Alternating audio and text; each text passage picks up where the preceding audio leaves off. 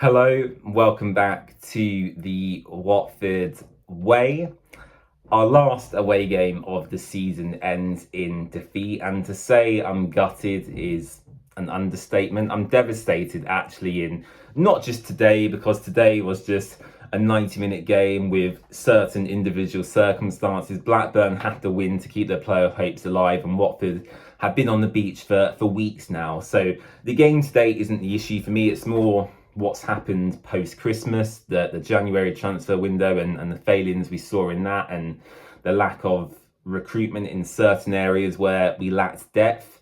And also my concerns going into the summer, what the future holds for Tom Cleverley and our current financial situation. There's rumours going around that Gino Pozzo is having to kind of dip into his own personal finances to pay the players' wages in these final few months of the season. So from an all-round perspective, I'm concerned with the current state of affairs. Going back to the game today, because that is what we're here to talk about, I thought generally the first half was a pretty dull affair. It wasn't anything I was particularly enthralled watching. It wasn't a thrilling game of championship football.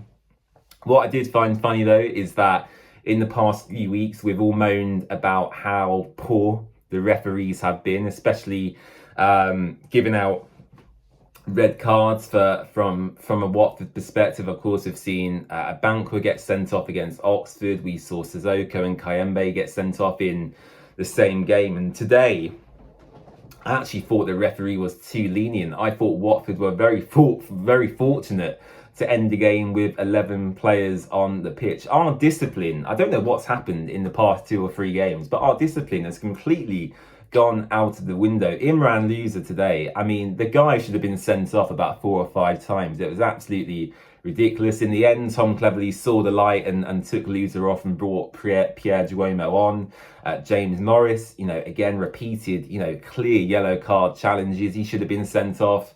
A Banquer, again, he's a young guy. I know that the whole squad today was quite young in age, but still, you have to be switched on enough to understand that if you're going to keep committing these blatant yellow card challenges, that you will eventually get sent off. And it felt like the referee gave his final warning to these players 3 or 4 times. It was quite comedic to watch from that perspective.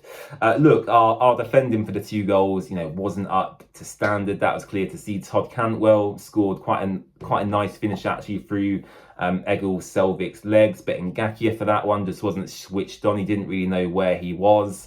I think there was 2 Watford players marking one person, which left Cantwell free at the back post. The second goal was actually quite a well-worked move, but again, I think the ball went past Caleb Wiley too easily, and we just switched off for a brief moment, and you get punished at this level, of course. And as I mentioned earlier, Watford are on the beach. Blackburn have to win to stay in the playoff race. They did so. They've taken it to the final day. And Watford now have, a meaningless game to play at Vicarage Road next weekend. It's Sheffield Wednesday versus Watford. It's a nothing game. And I just hope we can end the season on a high. What happens in the weeks to come, I don't know. Will Tom Cleverley still be the Watford manager? I don't know. I'm not sure. I think there's a high possibility. And I think there's a high possibility that he could get the boot in the summer, or he could get the boot straight after the season ends. I don't know internally what's going on at the club currently. I don't have any inside knowledge in that regard. But my gut feeling says to me that we've seen how Gino Pozzo operates before.